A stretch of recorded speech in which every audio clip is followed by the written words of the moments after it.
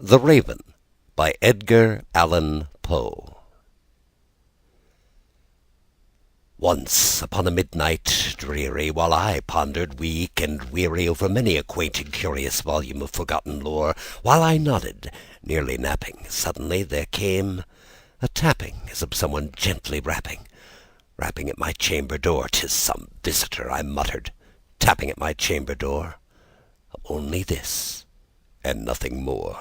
Ah, distinctly I remember. It was in the bleak December, and each separate dying ember wrought its ghost upon the floor. Eagerly I wished the morrow, vainly I had sought to borrow from my books surcease of sorrow.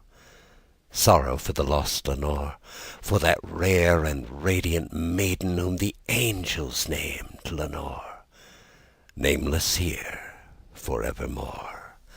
And the silken, sad, uncertain rustling of each purple curtain thrilled me, filled me with fantastic terrors never felt before, so that now, to still the beating of my heart, I stood repeating, "'Tis some visitor entreating entrance at my chamber door, some late visitor entreating entrance at my chamber door. This it is, and nothing more." Presently my soul grew stronger, hesitating then no longer. "Sir," said I, "or madam, truly your forgiveness I implore, but the fact is I was napping, and so gently you came rapping, and so faintly you came tapping at my chamber door, that scarce was sure I heard you here. I opened wide the door. Darkness there, and nothing more. Deep into the darkness peering long, I stood there, wondering, fearing, doubting, dreaming. Dreams no mortal ever dared to dream before, but the silence was unbroken, and the stillness gave no token, and the only word there spoken was the whispered word, "Lenore." This I whispered, and an echo murmured back the word, "Lenore." Merely this, and nothing more. Back into my chamber turning, all my soul within me burning. Soon again I heard a tapping, something louder than before. "Surely," said I, "surely that is something at my window lattice. Let me see what thereat is, and this mystery explore. Let my heart be still a moment, and this mystery explore. 'Tis the wind, and nothing more." Open here I flung the shutter, when, with many a flirt and flutter, in there stepped a stately raven of the saintly days of yore. Not the least obeisance made he, not a minute stopped or stayed he, but with mien of lord or lady perched upon my chamber door, perched upon a bust of Pallas just above my chamber door, perched and sat, and nothing more. Then this ebony bird, beguiling my sad fancy into smiling by the grave and stern decorum of the countenance it wore, "Though thy crest be shorn and shaven, thou," I'd said, "art sure no craven, ghastly, grim, and ancient raven, wandering from the nightly shore. Tell me what thy lordly name is on the night's Plutonian shore." Quoth the raven, "Nevermore."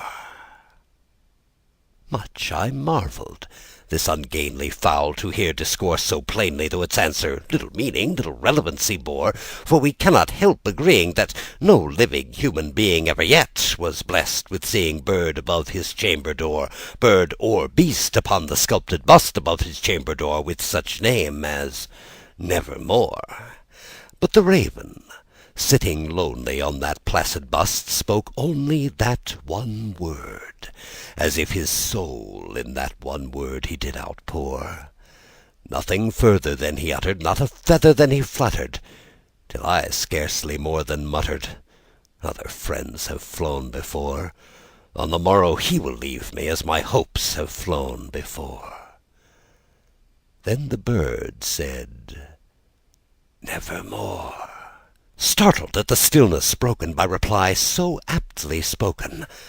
"Doubtless," said I, "what it utters is its only stock and store, cut from some unhappy master, whom unmerciful disaster followed fast and followed faster, till his songs one burden bore, till the dirges of his hope that melancholy burden bore of nevermore." But the raven, still beguiling all my sad soul into smiling, straight I wheeled a cushioned seat in front of bird and bust and door. Then upon the velvet sinking I betook myself to linking fancy unto fancy, thinking that this ominous bird of yore, what this grim, ungainly, ghastly, gaunt and ominous bird of yore meant in croaking nevermore. Thus I sat engaged in guessing, but no syllable expressing to the fowl, whose fiery eyes now burned into my bosom's core. This and more I sat divining, with my head at ease, reclining on the cushion's velvet lining that the lamplight gloated o'er, but whose velvet violet lining with the lamplight gloating o'er she shall press, nevermore.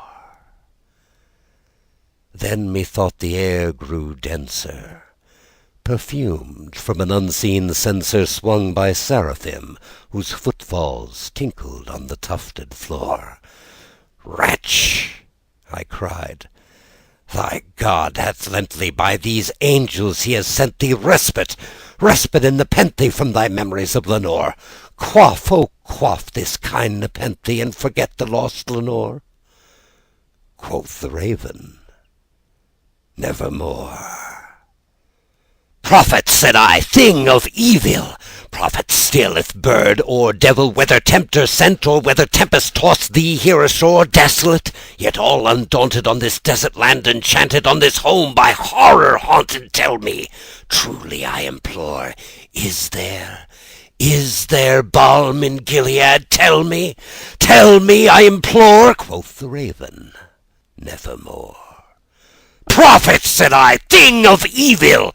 Prophet still, if bird or devil, by that heaven that bends above us, by that God we both adore, tell this soul with sorrow laden, if within that distant Aden it shall clasp a sainted maiden whom the angels name Lenore, clasp a rare and radiant maiden whom the angels named Lenore."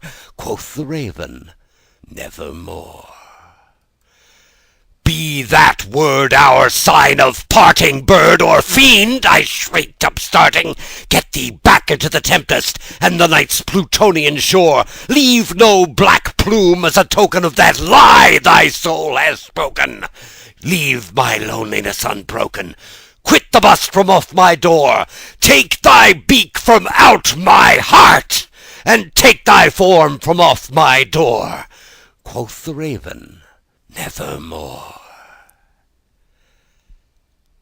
And the raven, never flitting, still is sitting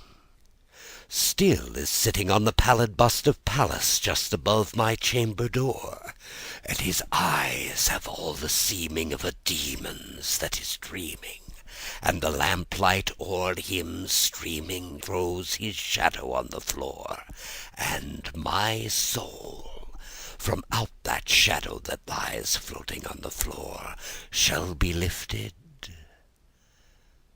nevermore.